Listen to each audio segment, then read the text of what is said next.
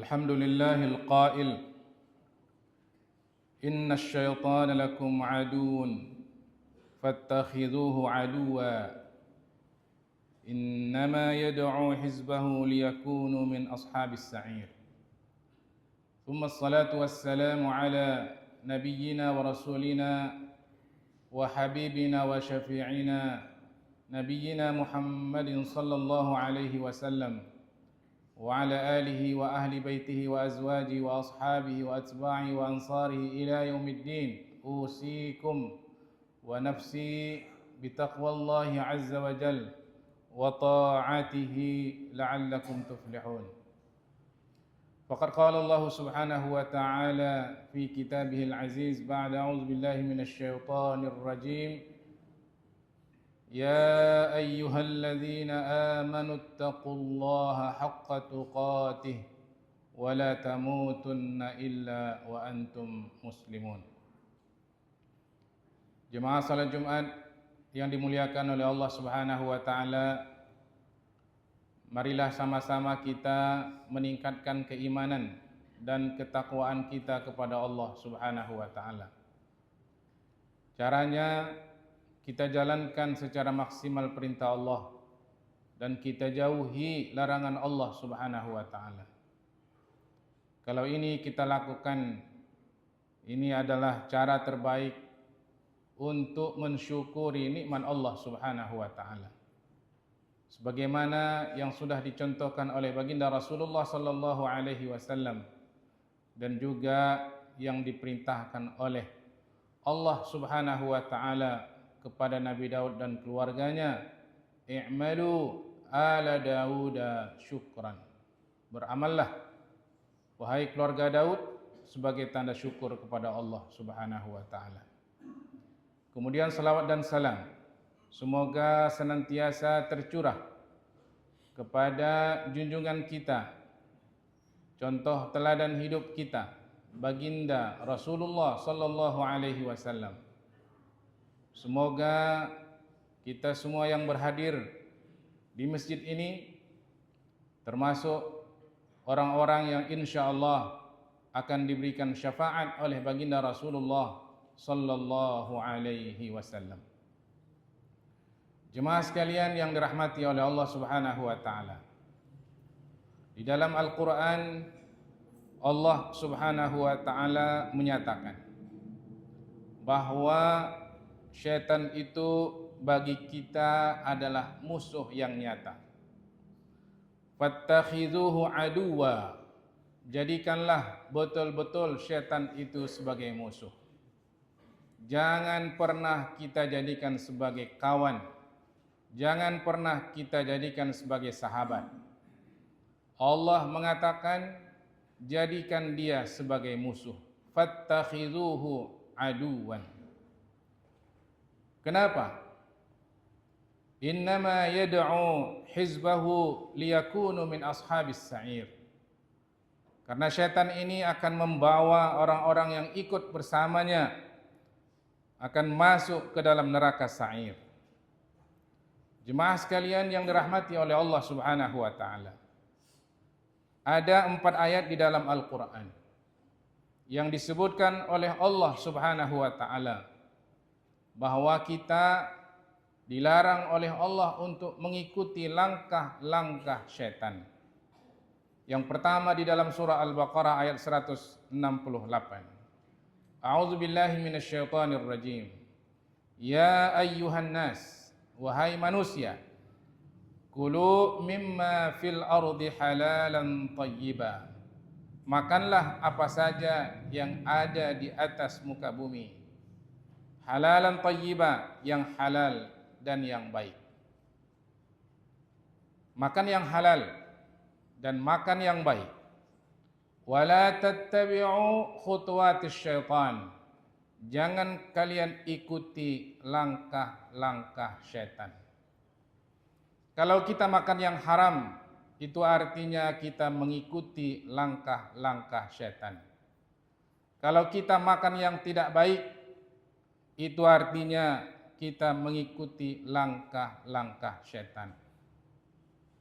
Makanlah yang halal, bendanya halal dan cara mendapatkannya juga halal. Innahu lakum aduwwum mubin, karena syaitan itu adalah musuh kalian yang sangat nyata. Di dalam surah Al-Baqarah ayat 208 Allah Subhanahu wa taala juga berfirman, a'udzubillahi minasyaitonir rajim. Ya ayyuhalladzina amanu dukhulu fis silmi kaffah. Wahai orang-orang yang beriman, masuklah kalian ke dalam agama Islam. Amalkanlah Islam ini secara kafah, secara menyeluruh. Kita salat cara Islam, beribadah cara Islam, berzakat cara Islam, berpuasa cara Islam, haji cara Islam, nikah cara Islam, dan seterusnya. Udkhulu fis silmi kaffah. Amalkan Islam secara menyeluruh dalam kehidupan kalian. Wala tattabi'u khutuwatis syaitan. Jangan kalian ikuti langkah-langkah syaitan. Orang ibadah cara Islam, tapi cara ekonominya tidak cara Islam. Itu artinya mengikut langkah-langkah syaitan. Orang ekonominya cara Islam, tapi nikahnya tidak cara Islam. Ini mengikuti langkah-langkah syaitan. Ya ayyuhalladzina amanu dukhulu fis silmi kaffah. Wahai orang-orang yang beriman, masuklah kalian ke dalam Islam secara keseluruhan. Wala tattabi'u khutuwatis syaitan. Jangan ikuti langkah-langkah syaitan. Innahu lakum aduwwum mubin. Sesungguhnya syaitan itu adalah musuh kalian yang sangat nyata. Dalam surah Al-An'am 142 Allah Subhanahu wa taala berfirman, a'udzubillahi minasyaitonir rajim. Wa minal an'ami hamulatan wa farsya. Di antara binatang ternak itu ada yang kalian tunggangi, ada yang kalian ambil kulitnya. Kulu mimma fil ardi, kulu mimma razaqakumullah. Makanlah apa yang sudah dirizkikan oleh Allah. Wala tattabi'u khutuwatis syaitan. Jangan kalian ikuti langkah-langkah syaitan. Innahu lakum aduwwum mubin. Sungguh syaitan itu musuh kalian yang sangat nyata. Terakhir dalam surah An-Nur ayat 21. A'udzubillahi minasyaitonir rajim. Ya ayyuhalladzina amanu, wahai orang-orang yang beriman, la tattabi'u khutuwatis syaitan. Wahai orang-orang yang beriman, jangan kalian ikuti langkah-langkah syaitan. Kenapa? Wa may yattabi' khutuwatis syaitan fa innahu ya'muru bil fahsya'i wal munkar. Barang siapa yang mengikuti langkah-langkah syaitan, sesungguhnya syaitan itu senantiasa menyuruh kita berbuat keji dan berbuat mungkar. 4 ayat jemaah sekalian disebut oleh Allah Subhanahu wa taala, jangan kalian ikuti langkah-langkah syaitan. Syaitan itu punya langkah-langkah dalam menggoda manusia. Dia punya plan A, plan B, C, D sampai Z. Enggak bisa plan Z dia gunakan plan AA. Tak bisa juga plan AB. Seterusnya, syaitan tidak pernah putus asa. Bekerja siang dan malam untuk terus menggoda manusia dengan berbagai macam cara. Mari kita lihat cara-cara syaitan menyesatkan manusia. Kisah nyata yang disebutkan oleh Allah Subhanahu wa taala yang terjadi pada Nabi Adam alaihissalam, yang diceritakan oleh Allah dalam surah Al-A'raf dari ayat 19 sampai ayat yang ke-25. Ketika itu Allah mengatakan kepada Adam dan istrinya, a'udzubillahi minasyaitonir rajim, wa ya Adam uskun anta wa zaujukal jannah. Hai Adam dan istrimu, tinggallah kalian di dalam surga. Fakula min haitsu syi'tuma, makanlah apa yang sudah disediakan di dalam surga. Yang kalian sukai, silakan. Yang enak-enak, semua disediakan oleh Allah Subhanahu wa taala. Tapi satu larangan saja. satu larangan saja. Wala taqraba hadhihi syajarah, jangan kalian dekati pohon ini. Kalau kalian dekati dan apalagi sampai makan dari pohon itu, fatakuna minadh zalimin, kalian akan jadi orang zalim. Lalu apa yang terjadi pada Adam dan istrinya? Fawaswasa lahumus syaitan. Datanglah syaitan membisikkan sesuatu yang tidak baik kepada Nabi Adam dan istrinya. Ini plan pertama. Apa kata syaitan? Manahakuma rabbukuma an hadhihi syajarah. Adam, Allah tidak melarang engkau mendekati pohon ini, bahkan makan daripada pohon ini, illa an takuna malakaini au takuna minal khalidin, kecuali kalian berdua akan jadi malaikat dan atau kalian berdua akan kekal berada di dalam surga. Jemaah sekalian, jadi malaikat adalah bagus. Kekal dalam surga itulah yang diimpikan oleh setiap kita orang-orang yang beriman. Tapi pertanyaannya, apakah betul? Ternyata nanti tidak betul. Inilah kerja setan. Plan A-nya, dia bilang kau akan jadi malaikat, kalian akan kekal dalam surga. Bungkusannya bagus, tetapi sebenarnya adalah akan mencelakakan Nabi Adam sendiri. Tetapi tidak mempan jemaah sekalian. Godaan untuk jadi malaikat, godaan untuk tinggal kekal dalam surga enggak mempan bagi Nabi Adam alaihissalam. Begitu dilihat godaan ini tidak mempan, syaitan melakukan cara kedua. Apa dia? Wa qasamahuma. Hei Adam, demi Allah Adam, kalau kau dekati dan makan daripada pohon khuldi ini, kalian akan jadi malaikat. Demi Allah, kalian berdua akan kekal dalam surga. Bersumpah syaitan kepada Nabi Adam dan istrinya Hawa. Mempan, enggak mempan juga. Plan yang ketiga, inni lakuma laminan nasihin. Adam, aku ini sudah bilang sama kau Adam, engkau akan kekal dalam surga. Kalian akan jadi malaikat. Aku sudah bersumpah, Adam, aku ini serius ngasih nasihat sama kalian berdua. Inni lakuma laminan nasihin. Inilah 3 langkah syaitan yang disebut oleh Allah Subhanahu wa taala, wala tattabi'u khutuwatis syaitan. Jangan kalian ikuti langkah-langkah syaitan. Allah bongkar plan A, B, C dari syaitan ini pada ayat berikutnya. Fadallahuma bighurur. Semua plan A, B, C itu adalah tidak benar. Fadallahuma bighurur. Semuanya adalah tipuan belaka. Jemaah sekalian, inilah yang sedang kita hadapi dalam kehidupan kita hari ini. Godaan datang kiri kanan depan belakang, bisikan-bisikan yang tidak baik. Ambil saja. Kapan lagi kesempatannya? Ambil saja sekarang. Kalau berdosa, pergi ke Mekah umrah, nanti hapus dosanya. Kata malaikat yang sebelah satu lagi, jangan engkau ambil. Ambil, kata syaitan.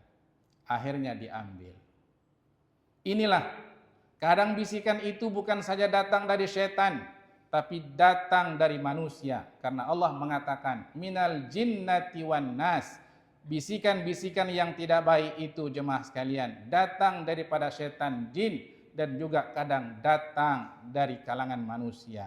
Lingkungan pekerjaan kita, berapa banyak orang terjerumus ke dalam kebinasaan karena dorongan, bisikan teman-teman dekat, arahan dari teman-teman dekat, akhirnya binasa.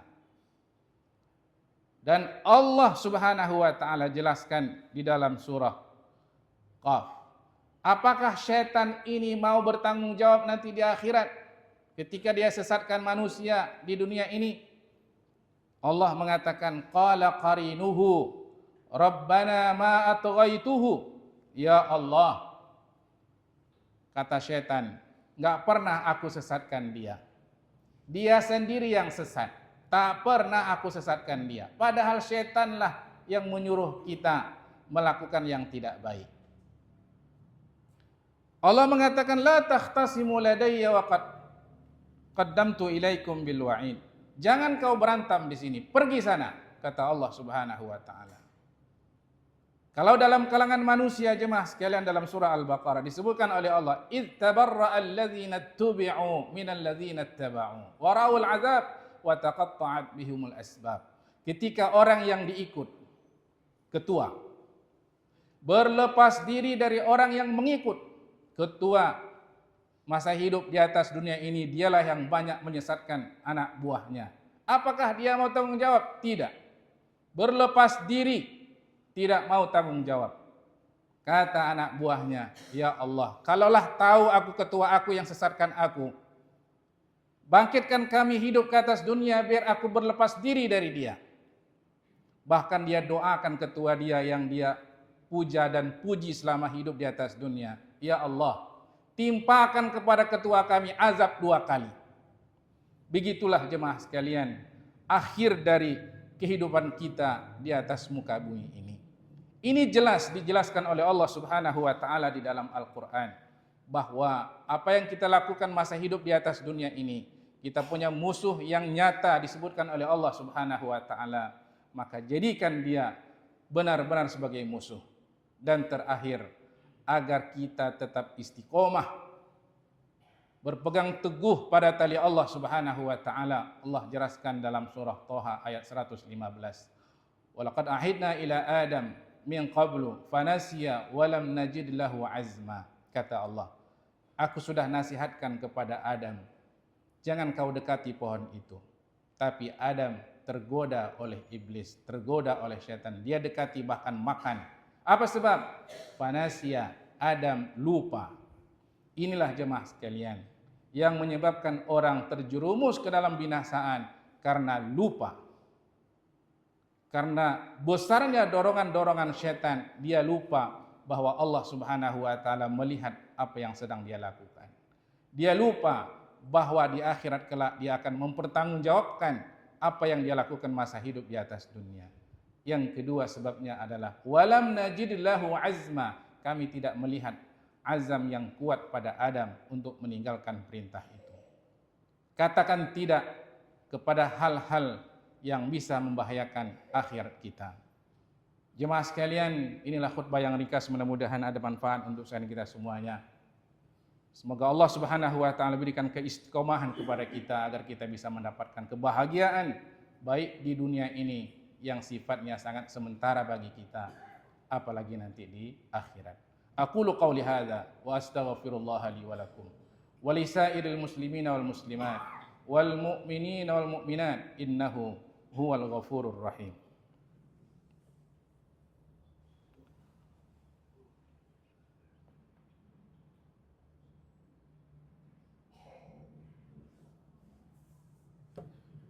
Alhamdulillah wassalatu wassalamu ala Rasulillah wa ala alihi wa sahbihi wa man walah wa la haula wa la quwwata illa billah. Usikum wa nafsi bitaqwallahi azza wa jalla wa ta'atihi la'allakum tuflihun. Wa'lamu anna Allah subhanahu wa ta'ala amarakum bi amrin bada'a fi bi nafsihi wa thanna bi malaikatihi al-musabbihati bi qudsihi. Wa qala Allah subhanahu wa ta'ala ولم يزل قائلا عليما إن الله وملائكته يصلون على النبي يا أيها الذين آمنوا صلوا عليه وسلموا تسليما. اللهم اغفر للمسلمين والمسلمات والمؤمنين والمؤمنات الأحياء منهم والأموات إنك سميع قريب مجيب الدعوات ويا قاضي الحاجات. اللهم حبب إلينا الإيمان وزينه في قلوبنا وكره إلينا الكفر والفسوق والعصيان واجعلنا من الراشدين. اللهم إنا نسألك الهدى والتقى والعفاف والغنى ربنا تقبل دعاءنا إنك أنت السميع العليم وتب علينا إنك أنت التواب الرحيم. ربنا آتنا في الدنيا حسنة وفي الآخرة حسنة وقنا عذاب النار. عباد الله، إن الله يأمر بالعدل والإحسان وإيتاء ذي القربى وينهى عن الفحشاء والمنكر والبغي يعظكم لعلكم تذكرون. واذكروا الله العظيم الجليل يذكركم واسألوه من فضله يعطكم ولذكر الله أكبر والله يعلم ما تصنعون. أقم الصلاة.